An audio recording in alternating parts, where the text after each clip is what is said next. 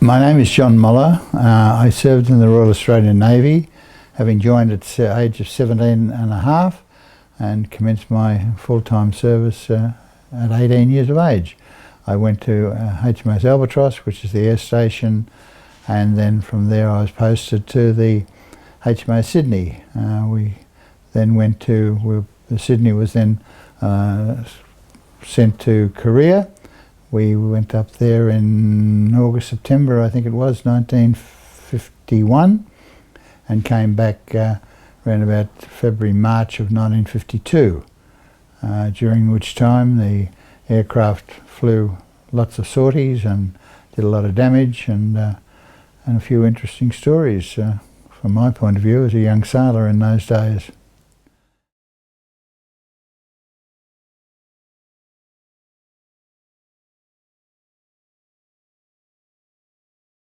I am aware of the one in Canberra because I was on the original committee in the fundraising routine here in Melbourne for that one, with Major General Hughes and Vic Day were two of the prominent members of the committee. I am also aware of the one on the Gold Coast because I was up there at the initial opening of that particular memorial. I was unaware of the one in New South Wales, but and I am aware that there is none in Melbourne per se.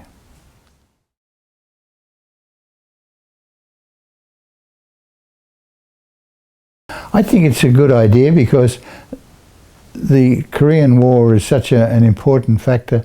It's been forgotten. They talk about it being the forgotten war, but I believe that there would be an appropriate place to have a memorial. There are memorials for the Edward Dunlop Memorial, which is along St Kilda Road. Areas like that are set aside, and I see no reason why there should not be one here. I think it'd be great.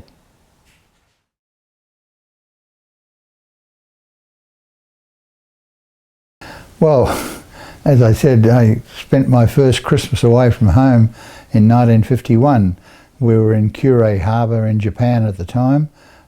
We used to go out for 2 weeks and come back for a few days to refuel, replenish stores, and go. And so after the Christmas lunch, I then headed off to Hiro, where the army barracks were. My father's friend was there in Korea. He was a sergeant back at that time, and I spent the afternoon as a young sailor in the sergeant's mess at Hiro, where I met Captain Reg Saunders, who was the first Aboriginal captain in the Australian Forces. And anyway, it was time to go back to the ship, so I said, well look, I must go. I'll get a taxi and head my way back to the ship. And Captain Saunders said, I'll drive you back. I said, oh well, thank you. And so he drove me back to the ship, and I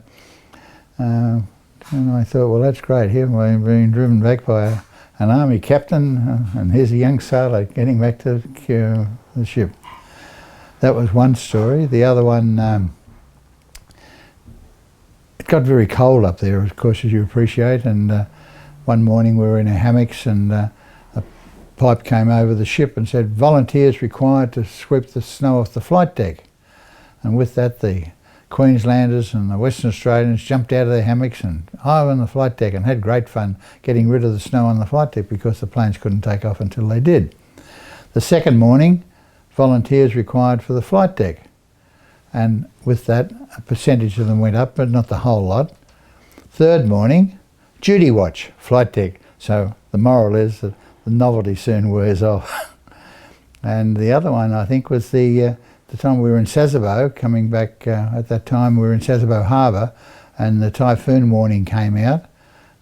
So by now the police found us in the area and told us to go back. Had to go back to the ship, and we did that. We had to, because it was a large ship, it had to be out of the Sasebo Harbour, and as a result, it was a fairly horrendous 24 hours where we lost planes on the high flat, and lots of damage was done. There were fires within the ship, and but we came out of it okay. And then coming back into Sasebo Harbour, some of the warships there, the whole of the superstructure had been wiped off with the wind and the floods and the water and whatnot. And I think they're the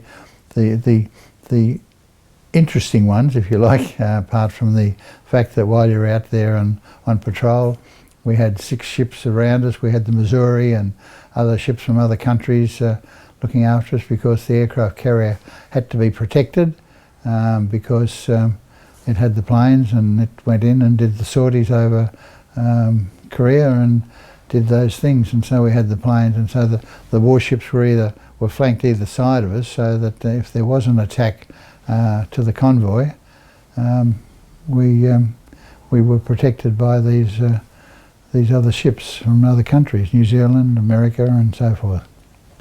And of course, the planes went off. They had record numbers of flights, sorties as they called them in those days, and it's very, very interesting.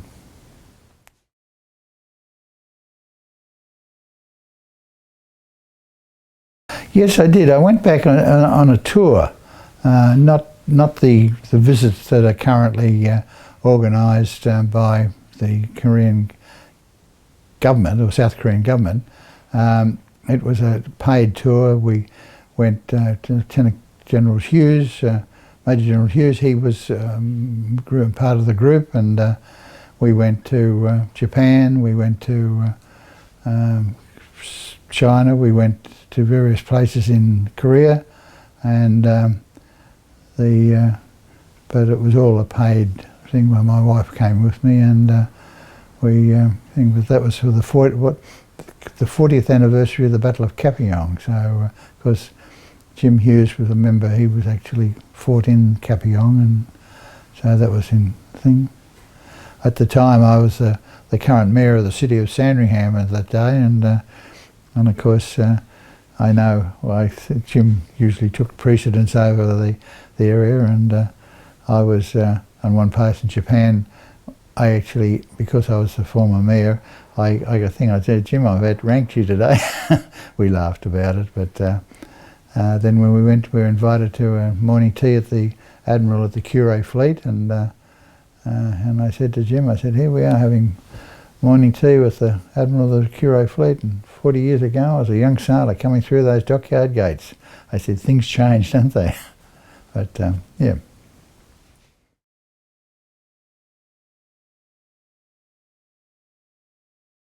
See, I actually didn't go into, I was never on, that was my first time I had actually landed on Korean soil. Because being in the Navy, we didn't go ashore in that way. The only people that did, unfortunately, were some of the planes that were shot down and some of those people, but we actually didn't go on land. So we went out for 2 weeks. We'd come back into Kure Harbour or into Sasebo Harbour for refuelling, and we'd alternate basically between the two ports.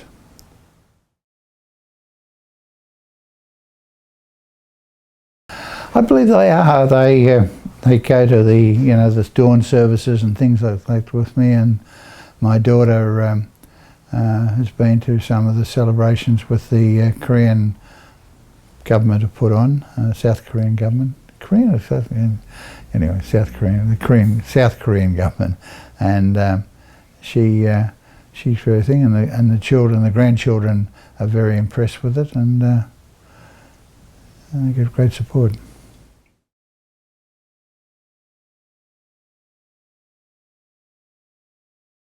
Oh, very much so. I mean, I saw what they did in the Gold Coast, and that was actually extraordinary. And of course, having been on the initial one for Canberra, and then there for the actual opening of the Canberra one, so I've had some, working knowledge of what goes on. But I thought it'd be great actually, and that one in the Gold Coast is absolutely horrendous. Beautiful. I don't know whether you've seen it or not, but. I gave a lot of that stuff to, from the times I've been there, to Heeson, so that the consul would be aware of what was going on.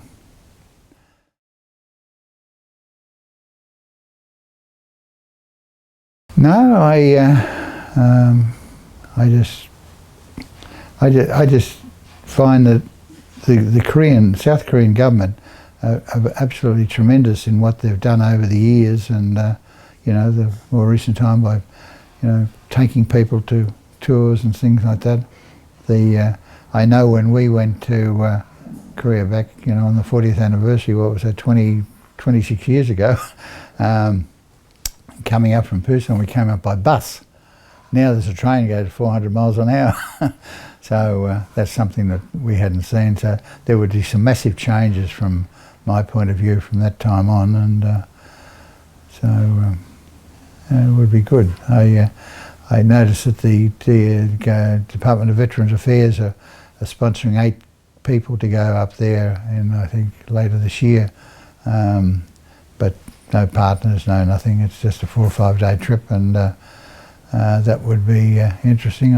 I've got the papers. I'm sort of sitting there sorting out whether, you know, it would be very difficult to win that. It'd be like winning Tats Lotto. But anyway, you can only try.